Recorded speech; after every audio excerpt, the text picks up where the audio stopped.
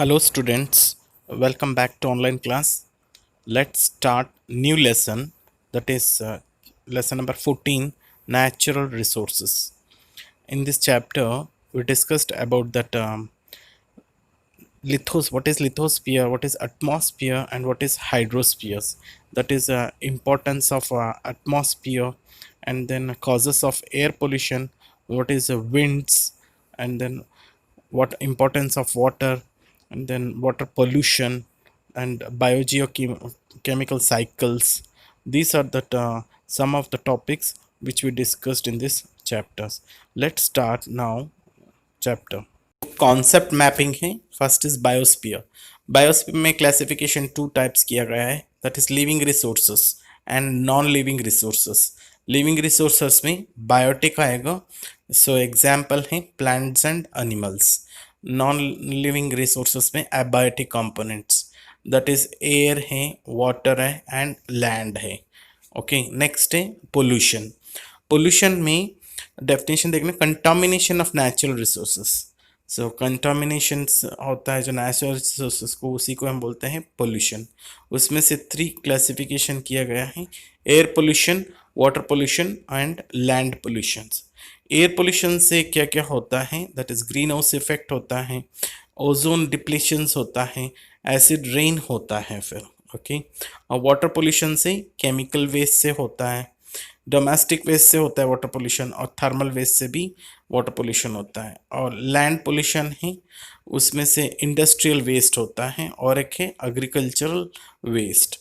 Agriculture waste में again किस तरह होता है, क्लासिफिकेशन 2 टाइप्स बताया है, दैट इज इंसेक्टिसाइड से होता है एग्रीकल्चर वेस्ट में से, और एक है पेस्टिसाइड्स वेस्ट होता है जो pollution, land pollution. Okay, life है अर्थ के ऊपर डिपेंड्स होता है रिसोर्सेस के ऊपर, जैसे कि सॉइल है, वाटर है, एयर है, और energy and from sun. Okay, sun से जो एनर्जी मिल रहा है उस सबसे भी लाइफ है अर्थ के अंदर डिपेंड है. फिर सेकेंड पॉइंट है uneven heating of air over land and water bodies causes winds. Winds क्यों होता है, अनइवन हीटिंग ऑफ एयर और land and water bodies causes winds. Okay, so next day evaporation of water from water bodies and subsequent condensation give as rain. so evaporation होता है water, फिर water bodies evaporate होने के बाद ऊपर जाने के बाद condensation हो जाता है, वो as a rain fall होता है. फिर next day pollution of air, water and soil affect the quality of life. जो पोल्यूशन, एयर का पोल्यूशन रहने दो या वाटर का पोल्यूशन रहने दो या सॉइल का पोल्यूशन रहने दो, इफेक्ट होता है क्वालिटी ऑफ लाइफ के ऊपर. ओके, नेक्स्ट है we need to conserve our natural resources and use them in a sustainable manner. हमें नेचुरल रिसोर्सेज को कंजर्व करना चाहिए और हमें एक सस्टेनेबल मैनर, यानी एक फ्यूचर जनरेशन को भी अच्छी तरह से लिविंग कंडीशन देने के लिए हमें कंजर्व करना पड़ता है नेचुरल रिसोर्सेस को. Next various nutrients are used again and again in a cycle fashion. This leads to a certain balance between the various components of the biosphere. So various nutritions again and again cycling होना चाहिए. इससे क्या balance बन के रहता है nature के अंदर जो भी कंपोनेंट्स प्रेजेंट होता है. फिर okay, natural resources. The sources available on the earth and the energy from the sun are necessary to meet the basic requirements of all life forms on the earth. जो nature के अंदर resources available होता है जो अर्थ के अंदर, और energy gain करते हैं हम सन से, सो ये सारे मिलकर ही बेसिक रिक्वायरमेंट से लाइफ को जो प्रोवाइड कराते हैं अर्थ के अंदर, that is called as a natural resources. Okay, the stocks of nature which are useful to mankind are known as natural resources. ये जो स्टॉक्स बचा है नेचर के अंदर और मैनकाइंड जो ह्यूमन बींग्स यूटिलाइज करते हैं, उसी को बोलते हैं हम नेचुरल रिसोर्सेस. एग्जाम्पल हैं air, water, soil, minerals etcetera. Okay, next है what are these resources on the earth. The outermost crust of the earth is called lithosphere. बाहर का जो आउटर मोस्ट जो अर्थ है दिख रहा है बाहर, जो सॉइल वगैरह, उसी को हम बोलते हैं लिथोस्फियर, जो लैंड दिख रहा है। Water covers 75% of the earth's surface. It is also found underground. जैसे वाटर हमारे कवर्स है अर्थ के सरफेस में कितना 75% है, और वो अंडरग्राउंड वाटर में भी हमें दिखाई देता है water. That is this compress the hydrosphere, इसको हम बोलते हैं hydrosphere. The air that covers the whole of the earth like blanket is called the atmosphere. जो एयर है हमारे चारों ओर फैला हुआ है, जो एयर एक ब्लैंकेट जैसे, उसी को हम बोलते हैं atmosphere. Okay, biosphere. All living things on Earth, together with atmosphere, the hydrosphere, and the lithosphere, interact and make life possible is known as biosphere. सारे लिविंग थिंग्स से एक साथ रहता है अर्थ के अंदर, हाइड्रोस्फीयर के एटमॉस्फियर से, लिथोस्फियर से जो इंटरेक्ट रहकर रह रहे हैं, जो लाइफ पॉसिबल रहता है, उसी को हम बोलते हैं biosphere. It may be that is biotic components, इसमें बायोटिक कंपोनेंट्स भी हैं, that is plants and animals हैं, और एबायोटिक कंपोनेंट्स भी हैं, that is air, water and soil. Okay, so आप डायग्राम देखना इजीली समझ में आ जाएगा। हाइड्रोस्फीयर मीन्स वाटर है, बायोस्फीयर है including that is plants and animals है, अब एबायोटिक्स में भी आएगा, that is air, water and soil. Okay, so atmosphere भी इंक्लूडिंग हो रहा है फिर इसमें। This is about that biosphere. Next is air. Air is a mixture of different gases. Air में है डिफरेंट गैसेस से मिक्सचर है। Air contains oxygen which is essential to living organisms for respiration, so it's called breath of life. So air है ना, presence oxygen presence होता है विच essential, जो important होता है सारे ऑर्गेनिजम्स को फॉर रेस्पिरेशन प्रोसेस के लिए फिर, so it is called breath of life, इसीलिए हम एयर को ब्रीथ ऑफ लाइफ बोलते हैं फिर। सो नेक्स्ट टॉपिक देखेंगे हम, role of atmosphere.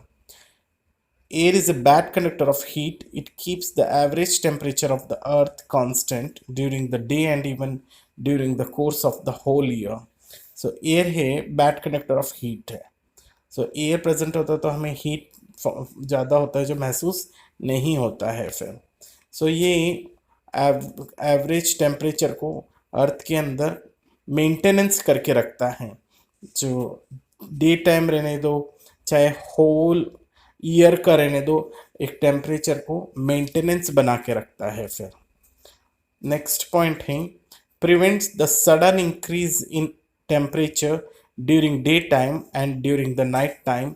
It slows down the escape of heat into outer space. जैसे ये प्रिवेंट करता है सडन इंक्रीज टेम्परेचर्स होने में भी डे टाइम में, और slow during the night time में भी इतने। सो इट स्लो डाउन कर देता है जो टेम्परेचर्स को नाइट टाइम में, कैसे एस्केप हो जाता है हीट आउटर स्पेस में फिर। एग्जाम्पल है, at moon there is no atmosphere, at moon there is no atmosphere and so temperature varies from 190 degree Celsius to 110 degree Celsius. देखो मून के अंदर एटमॉस्फेयर नहीं होता है, इसीलिए क्या होता है टेम्परेचर वेरीज होता रहता है, 190 डिग्री सेल्सियस होता है, कभी कभी 110 डिग्री सेल्सियस होता है, इन रेंज के बीच में ही टेम्परेचर रहता है मून के अंदर। So which is life is not possible, क्योंकि 45 डिग्री सेल्सियस होते ही इतना टेम्परेचर होने लगता है, ह्यूमन बींग्स टॉलरेट नहीं कर पाते हैं। सो अगर 190 और 110 के बीच में होगा तो it's very critical, there is possible of life is not. Okay, the movement of air that's called as a winds. So air movement होता है, उसी को हम बोलते हैं विंड्स। फर्स्ट पॉइंट देखेंगे, during the day time the direction of winds is from sea to land. This is because the air above the land gets heated faster and starts rising. So day time में क्या होता है, direction of wind होता है सी से land की तरफ जाएगा। क्यों? Because the air above the land gets heated. Land है ना, लैंड के तरफ जो एयर है जल्दी हीट हो जाता है, और कंपेरेबल करेंगे तो सी का, तो फास्टर होने के कारण और स्टार्ट्स राइजिंग, ऊपर चले जाता है, मतलब वहाँ पे क्या हो जाता है, प्रेशर डिक्रीज हो जाता है। प्रेशर डिक्रीज होने से और मूवमेंट करेगा एयर फ्रॉम सी से लैंड की तरफ। Second point, during the night time, the direction of the wind is from land to sea. This is because at night both land and sea start to cool. So during night time क्या होता है, direction of wind है land से सी की तरफ जाएगा। क्यों? क्योंकि नाइट टाइम में दोनों भी लैंड और सी दोनों भी कूल होने स्टार्ट होने लग जाता है फिर, लेकिन फिर भी जल्दी जो कूल होता है जो लैंड है, और हीट धीरे धीरे एवेपरेट होता जाता है सी वाटर के अंदर। सो इससे लैंड से डायरेक्टली प्रेशर ज़्यादा हो जाता है तो सी की तरफ जाता है फिर नाइट में फिर। Okay, this is that land breeze बोलते हैं। सो और सी ब्रीज होता है जो डे टाइम में, लैंड ब्रीज होता है जो नाइट टाइम में। लास्ट पॉइंट है the movement of air from one region to another creates winds. अभी बताया था मूवमेंट ऑफ एयर है एक रीजन से अदर रीजन से, सो उसको विंड्स क्रिएट करता है फिर। ओके, नेक्स्ट क्लास में अब पढ़ेंगे हम, तब तक के लिए टेक केयर योर सेल्फ।